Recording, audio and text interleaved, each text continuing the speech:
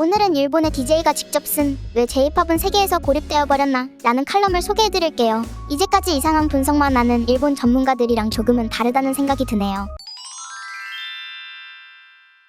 아시다시피 일본은 J-POP이 가장 인기 있는 음악 장르입니다. 세계를 보면 굉장히 다양한 장르의 노래들이 차트에 올라와 있습니다.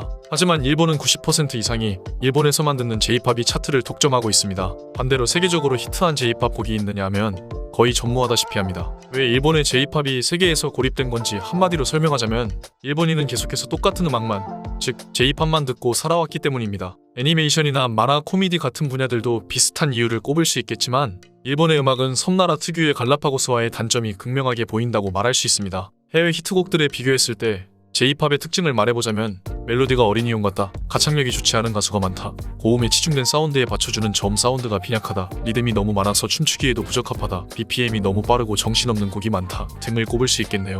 또 다른 요인은 일본 음악업계에 있다는 것도 사실입니다. 일본 음악업계의 관행은 일본인이 좋아하는 음악을 만든다, 일본은 인구가 많다, 어느 정도 잘 팔린다, 또 일본인이 좋아하는 음악을 만든다, 이 사이클이 무한 반복되고 있다는 것입니다. 일본의 음악은 유감스럽게도 세계로부터의 평가가 높지 않습니다. 왜 일본 음악 산업은 세계에서 성공 못하는 걸까요? 음악으로 성공하고 있는 다른 나라들의 사례를 본다면 너무 유명한 미국과 영국을 제외하고 스웨덴과 한국을 봅시다. 아바부터 시작해 세계적인 히트곡을 남긴 나비치나 스웨디시 하우스 마피아 등이 있습니다. 이들은 자국 국민만을 위한 음악이 아니라 언제나 유럽 전체나 미국을 타겟으로 하고 있습니다. K-팝으로 성공을 거두고 있는 한국도 마찬가지로 최근 K-팝의 성적들을 보면 굉장히 성공적이라고 볼 수 있습니다. 이런 사례들을 보면 스웨덴과 한국에서 배울 점이 많을 것 같다는 생각이 들지 않으시나요?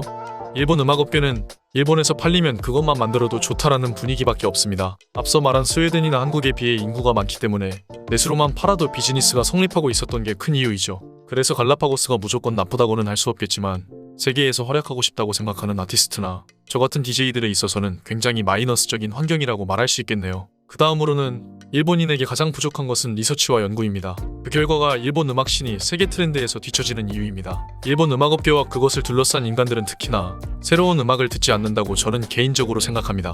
예를 들면 한국의 BTS나 블랙핑크가 세계에서 인기 있는 이유를 보면 세계의 트렌드를 제대로 반영하고 있다는 점이 있습니다. 곡의 사운드적인 부분이나 작곡적인 측면에서도 그렇고 비주얼적인 부분들도 K-팝의 세계관을 절묘하게 빛내고 있습니다. 이것은 아티스트나 주변의 스태프들이 과거의 음악이나 현재의 트렌드를 항상 연구하고 있기 때문에 이뤄지는 결과라고 볼 수 있겠죠. 그러나 J-팝은 아주 극히 드문 아티스트를 제외하고는 세계의 트렌드를 무시하고 있습니다. 뒤늦게 K-팝을 따라한다고 해봐야 제대로 되지도 않죠. 그래서 일본인은 다양한 음악을 접하는 게 중요합니다. 스트리밍 플랫폼을 통해 다양한 음악들을 확인해보면 의외로 힙합이 많아서 많은 분들이 놀라실 거예요. 유행하는 사운드를 분석하는 것도 일본의 리스너들에게는 익숙하지 않은 습관이라고 생각합니다. 다시 한번 말하지만 J-팝은 대체적으로 중음에서 고음역대를 강조한 사운드의 음악이 많습니다. 반대로 저음은 매우 얕고 희미하죠.